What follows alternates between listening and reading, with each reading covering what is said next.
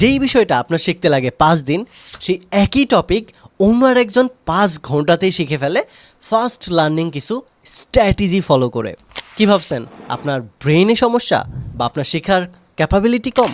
সমস্যাটা আপনার মেধার নয়, সমস্যা আপনার শেখার স্টাইলে। আজ আমি আপনাদের সাথে শেয়ার করব এমন 3টি প্র্যাকটিক্যাল লার্নিং মেথড যা ফলো করলে আপনি আগের চেয়েও 10x ফাস্টার ওয়েতে যে কোনো বিষয় শিখতে পারবেন এবং মনে রাখতে পারবেন দীর্ঘ সময় ধরে।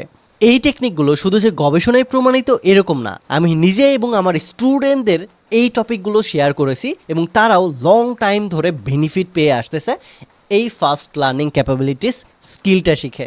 তাই এই ভিডিওটা অ্যাটলিস্ট শেষ পর্যন্ত সবাই দেখবেন, মিস করলে লাইফ থেকে অনেক বড় সিক্রেট কিছু টেকনিক মিস হয়ে যাবে। নাম্বার 1 হচ্ছে ফেমেন টেকনিক। আপনি যা শিখেছেন সেই বিষয়টা এমনভাবে লেখা যেন অন্য মানুষ দেখে বুঝতে পারে, বা এমনভাবে কাউকে বোঝানো যেটা মানুষ দেখে বুঝতে পারে বা সেই টপিকটা আপনার থেকে শিখে নিতে পারে। দ্বিতীয় টপিক হচ্ছে অ্যাক্টিভ রিকল।